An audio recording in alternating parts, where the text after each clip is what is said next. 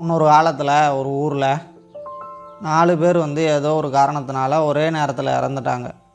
யார் யார் அப்படின்னா, அந்த நாட்டோட ராஜா, ஒரு பணக்கார வியாபாரி, ஒரு கோயில் அர்ச்சகர், அப்புறம் ஒரு ஏழை விவசாயி. இவங்க 4 பேர் ஒரே நேரத்தில் இறந்துட்டாங்க.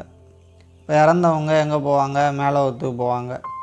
மேலோகத்தில் உள்ள அரசவைக்கு போய் நின்றுட்டு இருந்தாங்க. இந்த பக்கம் பார்த்தா சொர்க்கவாசல் பார்க்குறதுக்கே அவ்வளோ அழகாக ரம்மியமாக இருந்தது. அதே சமயம் இந்த சைடு நரகவாசல் இருந்தது. பார்க்குறதுக்கே அவ்வளோ கொடூரமாக இருந்தது. இப்போ இந்த சொர்க்கமா நரகமா அப்படின்னு யார் முடிவு பண்ணுவா? யமதர்மராஜா தானே முடிவு பண்ணுவார். அவருக்காக காத்துட்டு இருந்தாங்க. அந்த சமயத்தில் இந்த 4 பேரும் அவங்கவுங்க செஞ்ச நன்மைகளை பற்றி பேசிக்கிறாங்க. இந்த ராஜா சொன்னார், எனக்கு கண்டிப்பாக சொர்க்கம்தான் கிடைக்கும். ஏன்னா நான் அவ்வளோ நல்லாட்சி பண்ணியிருக்கேன். இந்த நாட்டு மக்களை எந்த குறையும் இல்லாமல் பார்த்துட்டு இருந்திருக்கேன். என்னால் இந்த நாட்டு மக்களை நிறையா பயனடைஞ்சிருக்காங்க. அதனால் எனக்கு கண்டிப்பாக சொர்க்கம்தான் கிடைக்கும் அப்படின்னு சொன்னார். இந்த பணக்கார வியாபாரி இருந்துக்கிட்டு, மக்களுக்கு தேவையான நேரத்தில் நான் பணம் கொடுத்துருக்கேன். அது மட்டும் இல்லை, அவங்களுக்கு வயிறார சாப்பாடு போட்டிருக்கேன். அதனால் எனக்கும் சொர்க்கம்தான் கிடைக்கும் அப்படின்னு சொன்னார். இந்த கோயில் அர்ச்சகர் இருக்கார்ல, அவர் இருந்துக்கிட்டு, நான் எந்நேரமும் கடவுளை தொழுதுகிட்டு இருக்கேன். அது மட்டும் இல்லை, என்கிட்ட வர்றவங்களுக்கு நல்வழிப்படுத்துறதுக்காக ரொம்ப நேர்மறையான வார்த்தைகள்லாம் சொல்லி அவங்கள ஆசுவாசப்படுத்தியிருக்கேன். அதனால் எனக்கும் சொர்க்கம்தான் கிடைக்கும் அப்படின்னு சொன்னார். இப்போ இந்த ஏழை விவசாயிகிட்ட கேட்டாங்க. இந்த ஏழை விவசாயி இருந்துக்கிட்டு, நான் சொல்லிக்கிற அளவுக்கு எந்த நன்மையும் பண்ணலை. நான் தினமும் வேலைக்கு போவேன், விவசாயம் பண்ணுவேன். அதில் வர்ற காசு என்னோடய குடும்பத்தை பார்த்துக்கிறது தான் சரியாக இருக்குது. அது மட்டும் இல்லை, என்னோடய அம்மா அப்பா கொஞ்சம் முடியாதவங்க, அவங்களுக்கு நல்லது கெட்டது பார்க்குறது, அவங்களுக்கு சேவை பண்ணுறது அப்படின்னு சொல்லிட்டு அதிலே நேரம் போயிடுச்சு. அதனால் எனக்கு அதிகப்படியான பணமும் இல்லை, நேரமும் இல்லை. அதனால் நான் எந்த நன்மையும் பண்ணலை அப்படின்னு சொன்னார். இப்போ இவர் சொன்னதை கேட்டுட்டு இந்த மிச்சம் 3 பேரும் சிரித்தாங்க. இப்போ யமதர்மராஜா அரசவைக்கு வந்தார். அரசவைக்கு ஒவ்வொருத்தரோட அந்த பாவ புண்ணிய புத்தகம் இருக்குல்ல, அந்த கணக்கு புத்தகத்தை பார்க்க ஆரம்பித்தார். இப்போ சித்திரகுப்தர் ராஜாவோட அந்த கணக்கு புத்தகத்தை கொடுத்தாரு. அதை பார்த்துட்டு, நீங்கள் நிறைய நன்மைகள் செஞ்சுருக்க, ஆனால் பேராசையினால் நீ போருன்ற பேரில் நிறைய அப்பாவிகளை கொண்டிருக்க. அது மட்டும் இல்லை, உன்னால் வீரர்கள் நிறையா பேர் இறந்துருக்காங்க. அதனால் இந்த பாவங்கள் எல்லாமே உன்னையே தான் சேரும். அதனால் உனக்கு சொர்க்கம் கிடையாது, நரகம்தான் அப்படின்னார். இதை கேட்ட உடனே இந்த ராஜாவுக்கு பயங்கர ஏமாற்றம், ரொம்ப வருத்தமாக இருந்தது. என்னடா அது, நாம் இவ்வளோ நன்மைகள் பண்ணியிருக்கோம், நமக்கு சொர்க்கம்தான் கிடைக்கும் அப்படின்னு நினச்சோமே, இப்போ நரகம் கிடச்சிருச்சே அப்படின்னு சொல்லிட்டு. அடுத்து இந்த பணக்கார வியாபாரியோட கணக்கு புத்தகத்தை பார்த்துட்டு, நீ தேவையான நேரத்துக்கு பணம் கொடுத்துருக்க மக்களுக்கு, ஆனால் திரும்ப அதிக வட்டிக்கு வாங்கி அவங்கள வருத்தப்பட வச்சுருக்க. அது மட்டும் இல்லை, நீ போட்ட சாப்பாட்டில் கலப்படங்கள் நிறையா இருந்தது. அதை சாப்பிட்டுட்டு அங்கே உள்ள மக்கள் எல்லாத்துக்கும் ஒரு சில பிரச்சனைகள் வந்திருக்குது. அதனால உனக்கும் சொர்க்கம் கிடையாது, நரகம்தான் அப்படின்ட்டார். இப்போ இவருக்கும் ஏமாற்றம். அடுத்து கோயில் அர்ச்சகர், இவரோட கணக்கு புத்தகத்தை பார்த்துக்கிட்டு, நீ ஒரு சுயநலவாதி, என்ன தான் மக்களுக்கு நல்ல வார்த்தைகள் சொன்னாலும் இது எல்லாமே பணத்துக்காக நீ நடிச்சிருக்க. இவங்களுக்கு பணம் கொடுப்பாங்க இவங்க எல்லாரும் அப்படிங்கிறதுக்காக அவங்களுக்கு நல்ல விதமான வார்த்தைகள் சொல்லியிருக்க.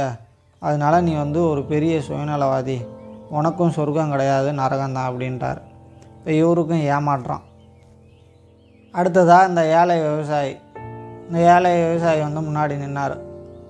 முன்னாடி நின்று இவரோட கணக்கு புத்தகத்தை பார்த்துவிட்டு, நீ சொல்லிக்கிற மாதிரி எந்த நன்மையும் பண்ணலை, உனக்கு ஞாபகம் இருக்கா என்னன்னு தெரியல, ஒரு தடவை நீ சாப்பிட்றதுக்கு உக்காந்தப்ப உன் முன்னாடி ஒரு தெருநாய் நின்றுது. உன்னோட சாப்பாட்டை அந்த தெருநாய்க்கு கொடுத்துவிட்டு நீ அந்த இரவு முழுக்கவுமே பட்டினியாக இருந்த.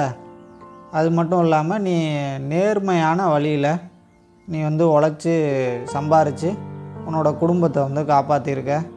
அது மட்டும் இல்லை, ஒரு பெரிய புண்ணியமாக உன்னோட அம்மா அப்பாவுக்கு நிறையா சேவை பண்ணியிருக்க, அவங்களுக்கு முடியாதப்ப நீ தான் வந்து தோள் கொடுத்து அவங்கள வந்து பார்த்துருக்க, அதனால வந்து நீ சொர்க்கத்துக்கு போகலாம் அப்படின்னு சொன்னார். இப்போ இந்த ஏழை விவசாயிக்கு பேச்சே வரல, கண்ணிலேருந்து வந்து கண்ணீர் தான் வந்தது. அதே சந்தோஷத்தோட சொர்க்கவாசலும் திறந்தது. இவர் சொர்க்கவாசலுக்குள்ளார போனார். இப்போ இந்த மிச்சம் 3 பேர் வந்து சிரித்தாங்கல்ல இவரை பார்த்து. இவங்க வந்துக்கிட்டு நம்ம என்ன தான் வந்து நன்மைகள் பண்ணோம் அப்படின்னு நினச்சிக்கிட்டு இருந்தோம், ஆனால் வந்து நம்ம எதுவுமே பண்ணாமல் தான் இருந்திருக்கோம், முழு மனசாக எதுவும் பண்ணாததுனால நமக்கு வந்து சொர்க்கம் கிடைக்கல, நம்ம வந்து நரகத்துக்கு வந்துட்டோமே அப்படின்னு சொல்லிவிட்டு அவங்க வந்து வருத்தப்பட்டாங்க. இதே மாதிரி தான் நம்மளோட வாழ்க்கையிலையும் கர்மா வேலை செஞ்சுக்கிட்டு இருக்கு. நாம் வந்து மற்றவங்களுக்கு நன்மை செய்யலைன்னாலும் பரவாயில்ல, நன்மை செய்கிறேன் அப்படின்ற பேரில் யாருக்கும் வந்து தீமை செய்யக்கூடாது. அதே சமயம் நாம் மனிதர்களுக்கு செஞ்சால் தான் நல்லது கெட்டது அப்படின்னு இல்லை, அது வந்து விலங்குகளுக்கும் பறவைகளுக்கும் பொருந்தும். இந்த கதையில் வந்த இந்த 3 பேர் இருக்காங்கள்ல, இந்த ராஜா, பணக்கார வியாபாரி, அப்புறம் இந்த கோயில் அர்ச்சகர், இவங்க என்ன தான் வந்து காசு பணம் பேரு புகழ் எல்லாம் சம்பாதிச்சாலும் அவங்களுக்கு வந்து சொர்க்கம் கிடைக்கல, நரகம்தான் கிடச்சிது. இதே மாதிரி தான் நமக்கு வந்து காசு பணம் பேரு புகழ் சொத்து பத்து இதெல்லாம் வந்து முக்கியம் இல்லை. நாம் வந்துட்டு என்ன பண்ணுறோம், மனதார முழுமையாக வந்துட்டு நாம் வந்துட்டு என்ன செய்கிறோம் அப்படிங்கிறது தான் வந்துட்டு முக்கியம். அதை வச்சு தான் வந்து கர்மா வந்து முடிவாகும். நாம் வந்து பெரிய அளவுக்கு நன்மை செய்யணும் அப்படின்றதெல்லாம் இல்லை. நாம் வந்து நேர்மையான வழியில் உழைச்சி நம்மளோட குடும்பத்தை வந்து பார்த்துக்கிட்டாலே போதும்.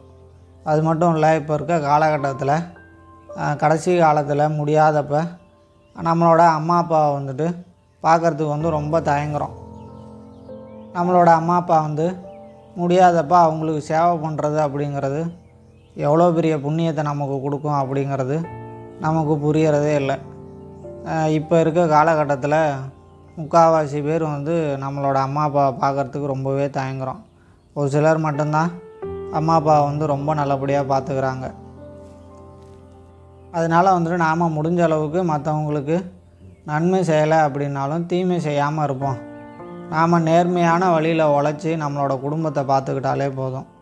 அதே சமயம் நம்மளோட அம்மா அப்பாவை கடைசி காலத்தில் முடியாதப்ப கை விட்றாமல் அவங்களையும் வந்துட்டு ரொம்ப நல்லபடியாக வந்து பார்த்துக்குவோம். இதை செஞ்சாலே போதும். நாம் வந்து பெரிய அளவுக்கு ஒன்றும் நன்மை செய்யணும் அப்படின்ற அவசியம் இல்லை. அதுக்கான வந்து புண்ணியமும் நற்பயன்களும் வந்து நமக்கு வந்து கண்டிப்பாக கிடைக்கும் அப்படின்னு சொல்லிட்டு இந்த கதையை நான் வந்து முடிச்சுக்கிறேன். அடுத்த ஒரு நல்ல கதையில் பார்க்கலாம். நம்ம சேனலை சப்ஸ்கிரைப் பண்ணாதவங்க மறக்காமல் சப்ஸ்கிரைப் பண்ணிக்கோங்க. நன்றி, வணக்கம்.